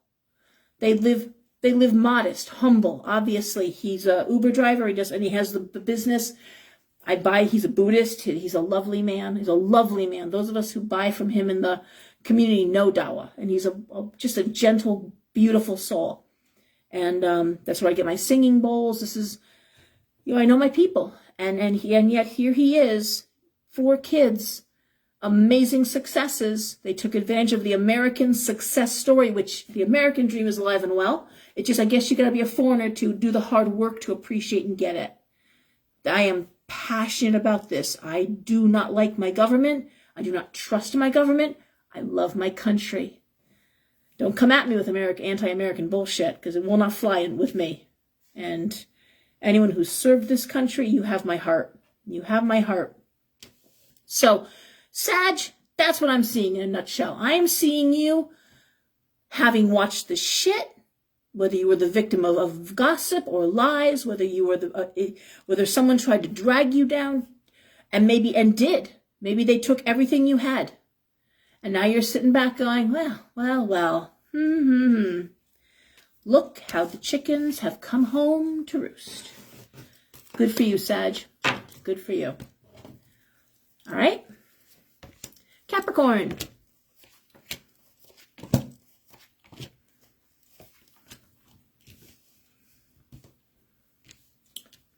Sorry about that, guys. That was powerful. That was powerful. Those were powerful cards. And it would be like Sag to have cards like that, the third of the fire signs. That is some fiery energy.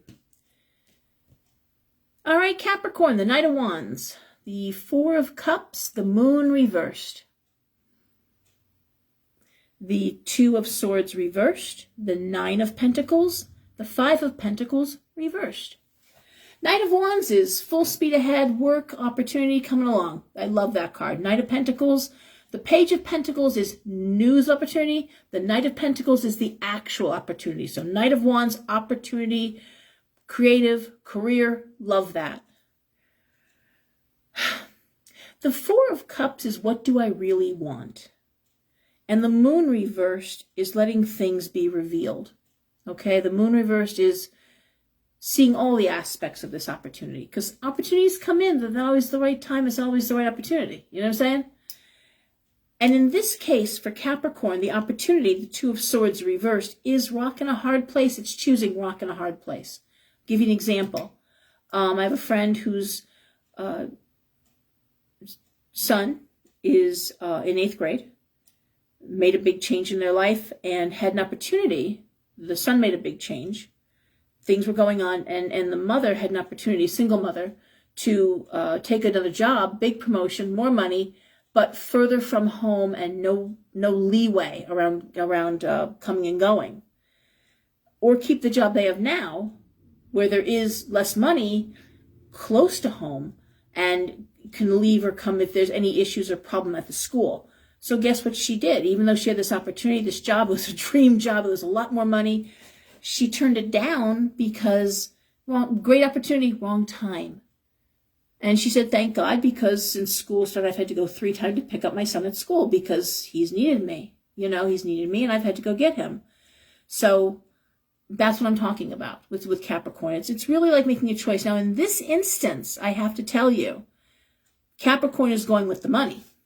9 of Pentacles, hard work paying off financially. The hard work is paying off financially. And the 5 of Pentacles is an improvement in your financial state. So if you're worried about money, Capricorn, you'll make it work. You're not sure you want to do this. You're not sure there's aspect, but I think things can be revealed where you're going to realize, I can do this. Okay, in this case, I can. I can, like if you were the one who had a kid in 8th grade that you were like, they're having some problems, some emotional problems. I should be close to home. No, you know what? I'm going to have their father, or I'm going to have my sister. She's not working. She'll go get him and I'll be able to come home at the end. You'll figure it out. Okay. But I want to say in this case, you're going to take that harder road, but financially it just benefits you so much. Tower reversed. This is you. You may be leaving a job. You may be making an ending to something. You may be ending.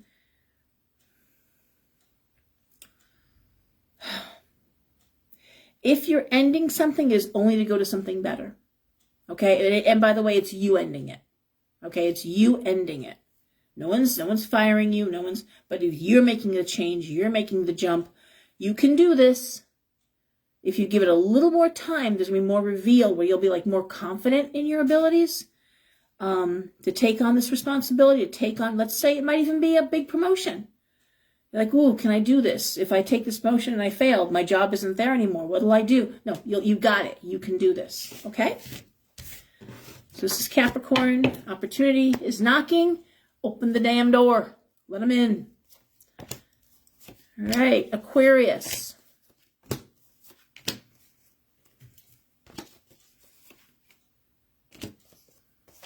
Aquarius. We start off with the Ten of Pentacles, the Queen of Wands, the Seven of Wands, the King of Cups reversed, the Emperor, the Devil reversed. Oof. Okay. Got to throw more card for clarity. World reversed. Wow. Okay. So the Ten of Pentacles is usually real estate purchase, investment, security in the home. Okay? The Queen of Wands next to the Seven of Wands. And the Seven of Wands is conflict. Wow, well, I'll tell you how this reads to me. I'm looking at it as I'm looking at it, it's coming clear. Competition, conflict. The King of Cups reversed. Usually a man who's depressed, anxious, sometimes drinks. The Emperor, the Devil reversed, the World reversed. What this looks like to me, this could be a divorce situation where someone is choosing to leave the home and there's a fighting over the home, who's staying in the home, who's selling the home. There's some resolution. There's something about how this is being handled. It's about the home and money and assets. And it looks like that an attorney or a judge is going to decide this for you. It looks like you guys can't figure this out. And the woman is reading as being more strong and more healthy in this situation financially. Devil reverse makes me think it's ending something toxic, tired of the fighting. It's like, you know what, let a judge figure it out. If you've been trying to debate through a divorce and you got to meet, and I hate mediators. I'm not going to lie to you. I think it's the biggest waste of time. Take it from someone who's been divorced twice. I never used a mediator, but I heard enough stories in my readings. I hear it all. They are the biggest waste of time. Sorry, mediators, but I don't think any of you are listening to me anyway. But I have heard nothing but negative, and I've seen nothing but negative. It's basically just drags on longer, more expensive, and at the end of the day, it's like you got to see a lawyer, you got to see a judge. You can't figure it out. So no. And if you can't figure it out, you don't need a mediator anyway. You don't need one. You already know what you want. So talk about a wasted step. This really is a situation going to a judge. This is a situation going to, and the world reversed, big change, leaving something toxic. Now, could it be job, career? Sure, it could. It could be.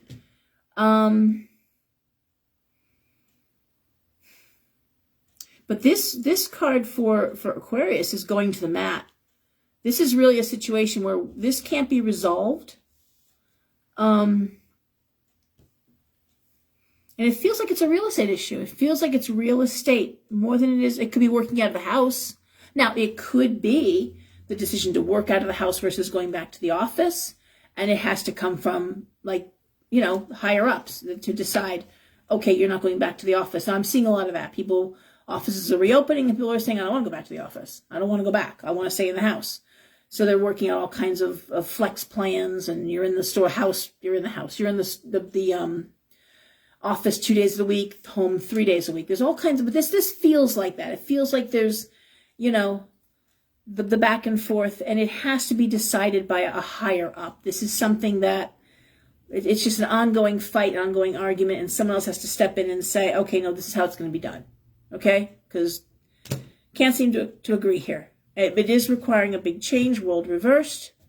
Got hiccups. I'm so sorry. I talk so much and I swallow air or something. Excuse me. Yeah, that's how I read this. Okay?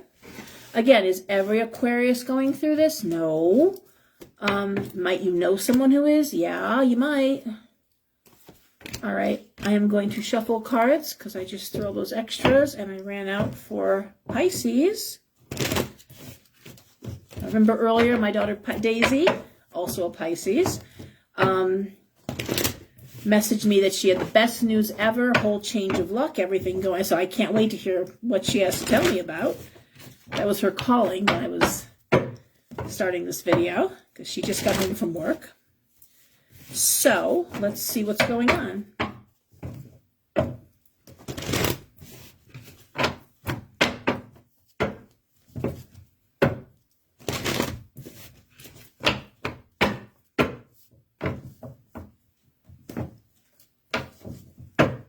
Okay. So for Pisces, all right, Pisces.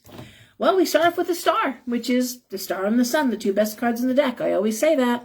Star is hope and wishes coming true, and the Sun is, thanks, Donnie, she deserves it, right? I'm looking forward to hearing her best news.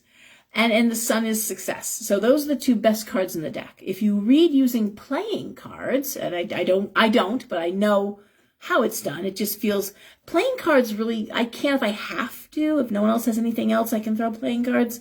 Don't like it.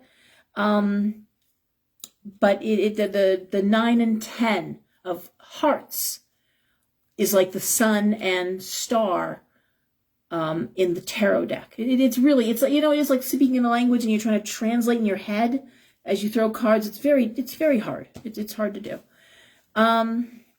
Anyway, the Hangman, the 2 of Swords reversed, the 7 of Pentacles, the 8 of Pentacles, and the 5 of Wands. With a little more card for clarity on that, Queen of Cups reversed. Okay, well, the Star is, again, great card. The Hangman is waiting for things to happen. The Hangman, delayed gratification. It's going without in the hopes of, and knowing that something better is coming, okay? The Hangman is actually a very positive card. It's delayed gratification. It's like, it's eating your dinner before you have dessert, but it's also doing without now so you'll have more later, okay?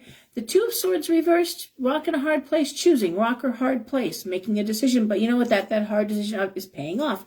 The 7 of Pentacles is hard work paying off again. That same thing, that same theme. Financially, it's a financial card, hard work paying off. The 8 of Pentacles is often working in your field, being in school, doing well. It's a success card as well, 8 of Pentacles. Now, what's interesting is the 5 of Wands is competition, and the Queen of Cups reversed can be a female who is depressed or sad, anxious. But the 2 of Pentacles covering is money not being juggled, money being there. How would I translate this? Well,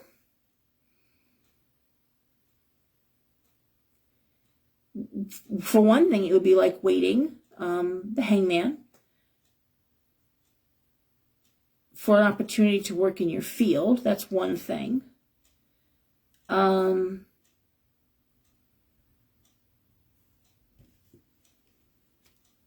Money's certainly coming through after a lot of anxiety and hard work,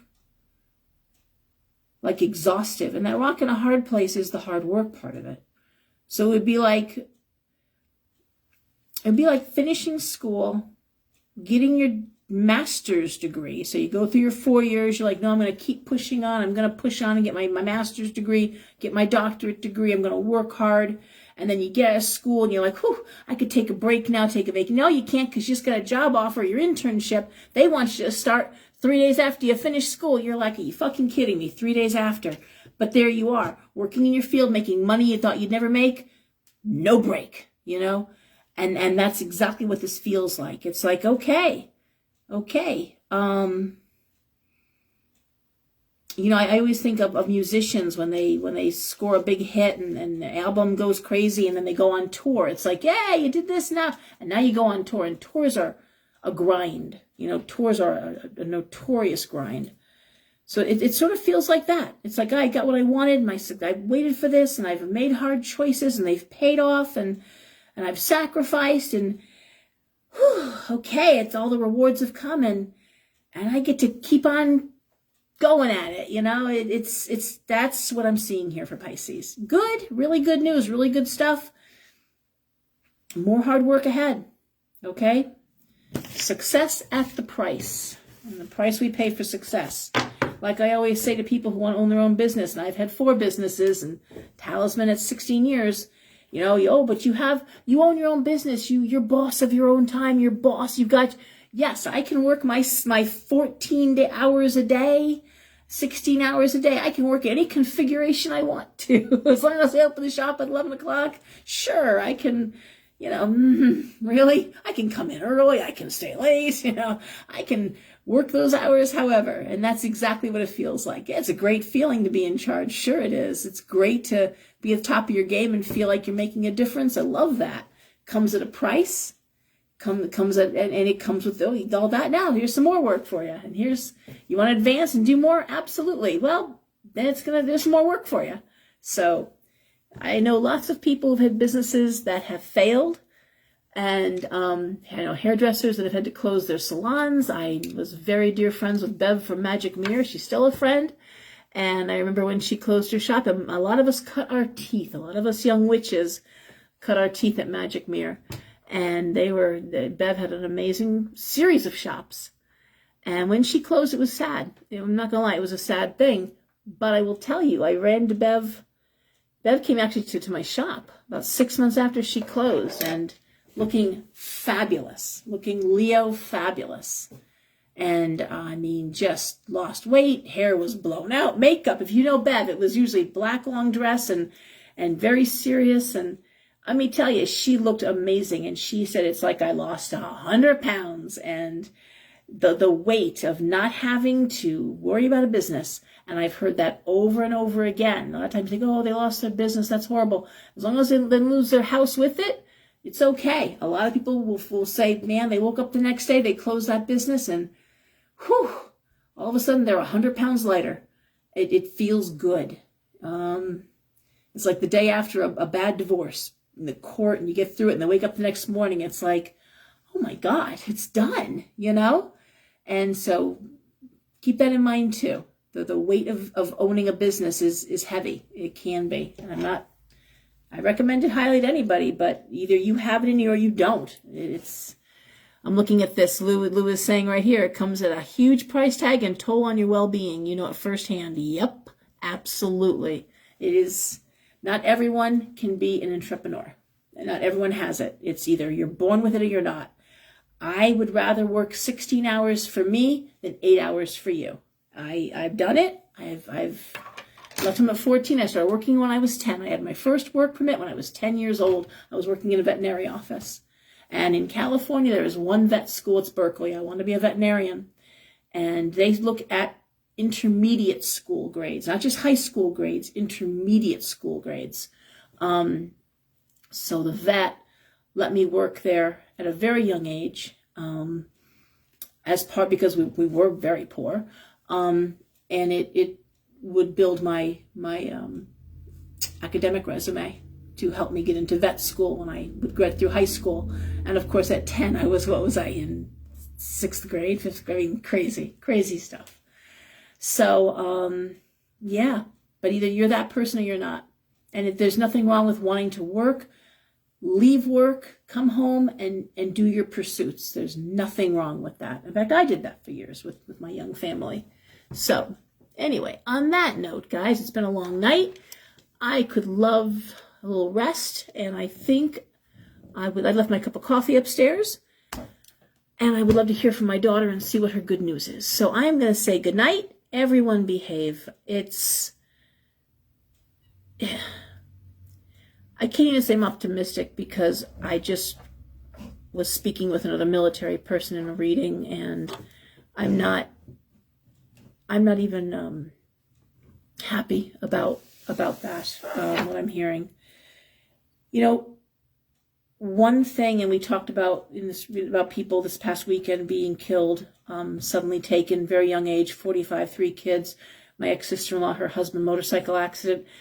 Guys, tomorrow's not promised to us. So if there's one thing we can take away from this full moon, this reading, or this time in our lives, there's a lot of flux. There's a lot going on globally. There's a lot of death. You look at Iran and that situation in Iran, and I'm furious. I've studied this thing in Iran a little bit, and I did some digging. They do not want us militarily there. The people protesting do not want our military in Iran. They've said this, do not do this. But what they want is our government to impose sanctions like we did to Russia. But because it's Iran and there's oil involved, we're really strangely quiet. And I got to tell you, I wasn't one of the women with the hat, back at the beginning of the last administration, marching for whatever the hell, they were marching for. I didn't understand what the women were marching for, so I didn't march. But the fact is, where are those hats now? Why are we not indignant? Women are being killed because they're uncovering their heads, and they're being killed horribly, and men are being killed as trying to support the women. I did a bunch of posts on my personal Facebook page. Please take the time to watch those videos and educate yourself a little about what's going on in Iran. It is an absolute revolution going on. It's all about women's rights. They're trying to take back rights that they have been trying to take back since the 1970s, when a regime imposed strict laws on women and behavior, and an entire nation changed the way they did business. Before that, Iranian women went to school, they dressed in contemporary clothes, they lived modern lives. And in one fell swoop, a regime changed, and it all changed. This burqa, this covering, the women did not want that. And now, with the newest changes going on, even more. Back to fourth grade educations, back to can't be seen outside without a man next to you. A little bit of your bangs showing will get you stoned right in the street. The protest is going on, and we are not helping. That is wrong. Watch what I posted, please, and educate yourself so you know what's going on. At this point, the news I watch is the BBC. I don't even bother with American news anymore. It's a waste of my time. So tomorrow's not guaranteed. There's lots of things changing. Keep your children close. I always say this: know where your kids are. Do not depend on the cell phone. Have a plan. If there was an emergency, where will you meet up? If your kids are out at friends, if there was a sudden alarm, if those war horns were to go off, where would your kids go? Would they know what to do? Because there's going to be chaos very quickly. Where would they go? Have a plan with your family, and then have a backup plan with your family. Like I said, my son's in Boston. I got people in Boston who are right there that can grab my kid. You'll go here, you go here, you go there. Okay? If it comes to that, if it comes to a sudden, quick military strike, we're not going to have the time to make plans. They've got to already be organized, guys, okay? So please talk to your kids, know where your kids are, and make them understand that this isn't something that can be taken lightly. Okay, I'm telling you, I don't like what I'm hearing. And I haven't, and it's only getting worse. When I talk to people in the military, and when I talk to people who actually work on Wall Street, it's not getting better. Okay, there's a few things holding this together. Threads, basically, holding this together. And either more threads will come along and make it stronger, or those few threads are going to give way. And I have no confidence in our government that they can pull it together. So thank you all. Everyone, please remember that we're Americans, and we're human beings, and we really need to look at it like we're all in this together, okay? Because we are, all right? Everyone get some sleep, some rest, and give your kids a hug and a kiss tonight. Bye.